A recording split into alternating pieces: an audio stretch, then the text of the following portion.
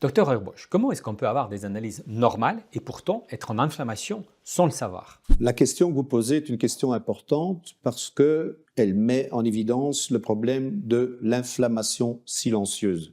Alors, si elle est silencieuse, il est évident qu'on ne la voit pas au niveau clinique.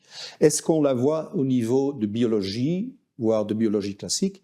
Parfois. Mais les deux grands marqueurs d'inflammation au niveau de la biologie classique, c'est-à-dire d'une part la vitesse de sédimentation, d'autre part le CRP, sont peu sensibles ou relativement peu sensibles. En plus, les laboratoires, ou la plupart des laboratoires, donnent des limites supérieures, aussi bien pour cette vitesse de sédimentation que pour le CRP, qui pour moi sont trop hautes.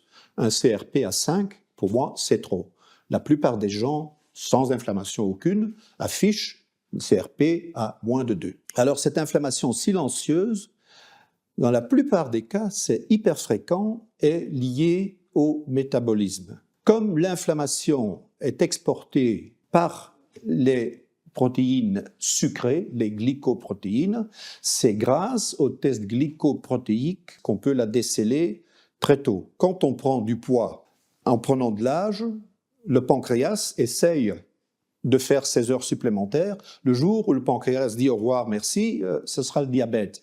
Mais très souvent, de plus de 10, 20, voire 30 ans, ce stade-là est avancé par le stade de ce qu'on appelle l'insulinorésistance, qu'on peut mesurer. C'est la graisse viscérale, donc pas la graisse entière, mais la graisse à l'intérieur de l'abdomen et surtout la graisse à l'intérieur du foie, dit le foie gras, qui est responsable de cette réponse du pancréas, et l'insuline elle-même monte mais redonne faim, ce qui crée un cercle vicieux. L'objectif est bien sûr d'agir non pas quand le diabète est déjà avéré, c'est trop tard, mais d'agir beaucoup plus tôt au moment où cette insulinorésistance surgit. Dans près de 30% des cas de gens qui sont en insulinorésistance, avec un facteur OMA positif, ils sont déjà en inflammation réelle et créent donc des dégâts avec cette inflammation silencieuse. Et quel est l'impact de cette inflammation de bas grade sur notre santé?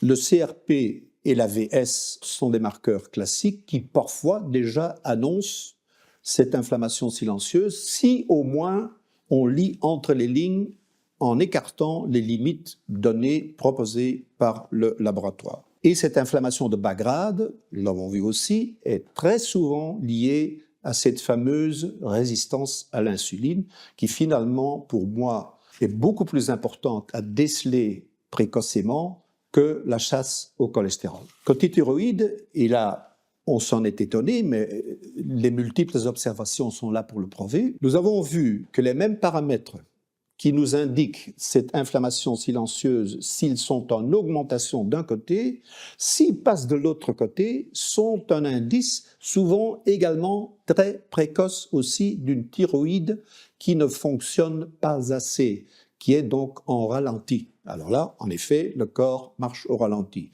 Je m'excuse auprès des dames, mais là encore, le plus fréquemment, on verra ce cas de figure chez la femme. Et l'enjeu, c'est la même chose qu'avec les lipides, c'est de déceler de manière précoce cet état et d'y remédier avec les remèdes et la thérapie appropriée.